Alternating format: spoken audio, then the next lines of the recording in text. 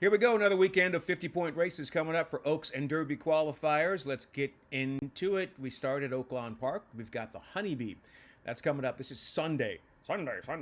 This is coming up on Sunday, and it will be one of the two races coming your way from Hot Springs, Arkansas that will have an impact on your Kentucky Oaks and Derby contenders. We start with your Oaks 3-year-old fillies going a mile and a 16th.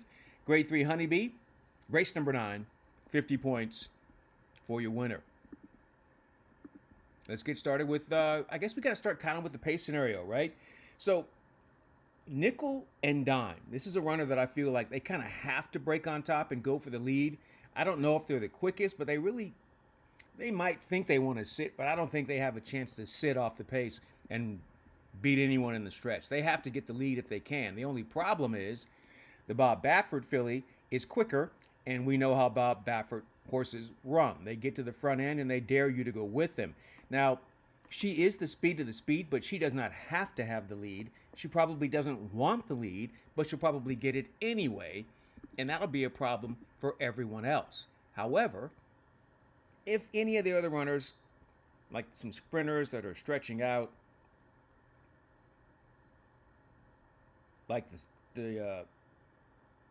maybe the one or the two. We'll talk about that in a second. But here's the other runner that's going to be sitting just off and has the ability to be in a good spot. Search Party has a really nice closing kick, and you can see that she's got some early speed there, so she can kind of track and just sit just behind whoever wants to get the lead. And she's proven at the mile and a 16th, and she's run very well at that distance the last 4 starts. She figures, and she probably won't be the favorite, obviously because of the Bob Baffert filly, but she'll get some play.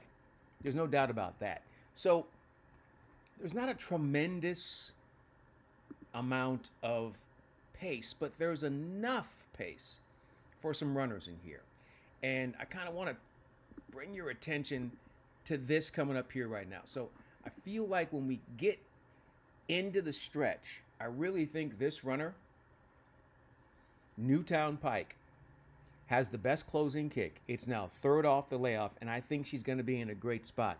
I think because of the presence of Nickel and Dime and Explorer, there's going to be a push on the front end.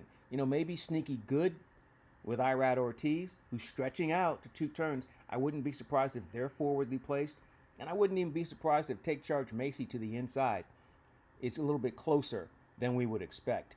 Grace is Free has some speed. So what I'm saying is there's a possibility that it won't be a log jam on the front end, but it'll be enough to keep things going. Then you've got Taken by the Wind, who's the winner of the Silver Bullet Day, all the way to the outside, who also kind of wants to be in the mix somewhere. So we've got a lot of good things happening in terms of pace.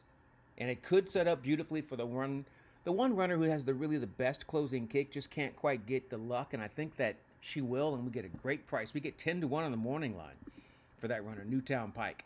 I think it's a great chance to get our value. I think we will. That's our pick, the number 4 in race number 9, the grade 3 Honeybee, Newtown Pike, 10-1 morning line. From there, we go to race number 11 on the card on Sunday, grade 2 Rebel Stakes.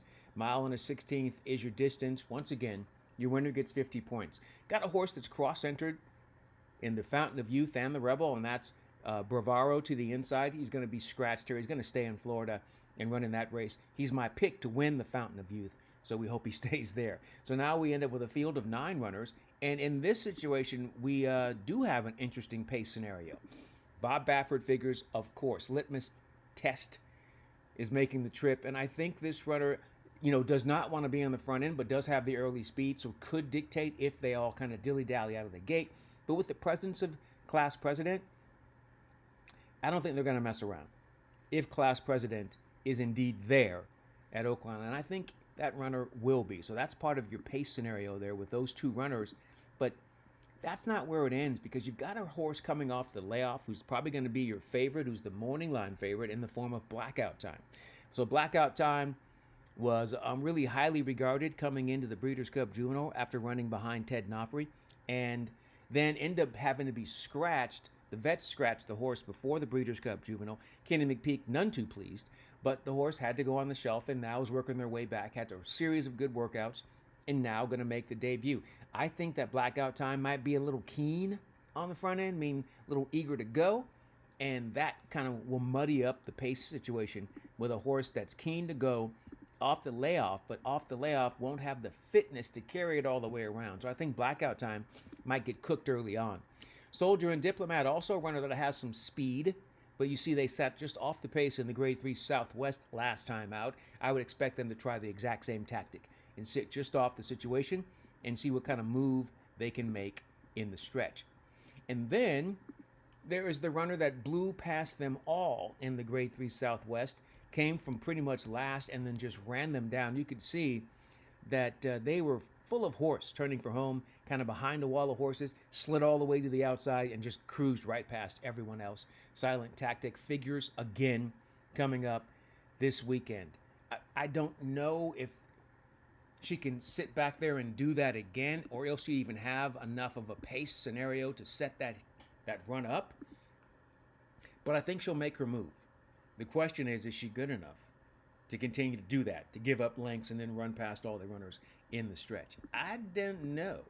But I do like that running style and that form, and I'm going to go with a runner who I think is sitting on a big performance. And if he can't get it done, then I might have to just go ahead and abandon him for future endeavors. Talking about Rancho Santa Fe. Here's a runner that really had two incredible debut performances, or the first two. The debut was outstanding, and then the second start was even better, in my opinion, in that field at Keeneland. And then had some trouble in the Smarty Jones. And then I thought it was a really nice trip in the Southwest. Just for whatever reason, didn't quite kick in. And I think there's still something left there. I think this horse can still give more. So I'm going to go ahead and take that 12-1 morning line on the 8 Rancho Santa Fe to win the Grade 2 Rebel. That is Sunday at Oaklawn. That's how we do it. All right, we're going to go with Hot Diva in the Honeybee and go with Rancho Santa Fe in the Rebel. In the meantime, in between time, until next time, that's how we do it here on Horse Race Bets. I'm Ken Rudulph. Hey, we'll see you next time. Good luck and enjoy whatever you are into.